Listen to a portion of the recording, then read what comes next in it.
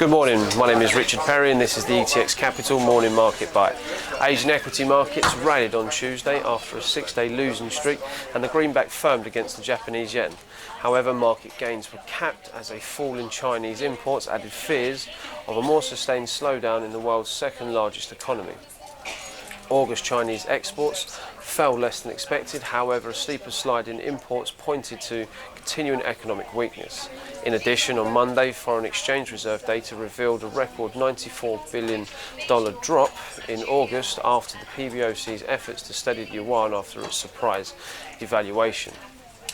The weak data from China raised investors' expectations of more policy easing. Over in Japan, the Nikkei 225 fell 2.3%, extending its rebound from a 7-month low hit on Monday. The dollar index was little changed at 95.813 as the dollar dipped against the yen on Tuesday 0.2% to 119.00, reversing earlier modest gains as Asian equity markets seesawed and put the safe haven yen in favour.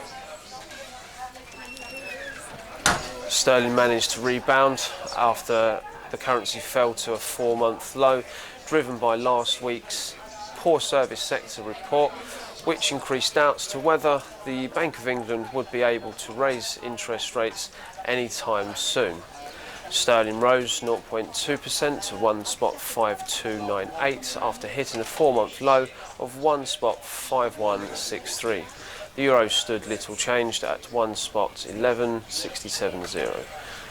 Oil prices fell more than 3% on Monday as the drop in Chinese share prices and record North Sea production continued to add to global oversupply concerns. Brent futures rose 0.7% to 47.94 after a 3.7% fall on Monday. In the UK equity markets, Ashmore Group reported a rise in profits and revenue even as its assets under management fell to $58.9 billion at the end of June from $75 billion a year ago. The shares are currently trading up 6.4% at 261 pence. Moreover, Betfair and Irish rival Paddy Power have agreed on a £5 billion merger in a bid to secure leadership of Britain's highly competitive online gambling market. Shares of Betfair are trading up 0.35% to £31.66. Thank you.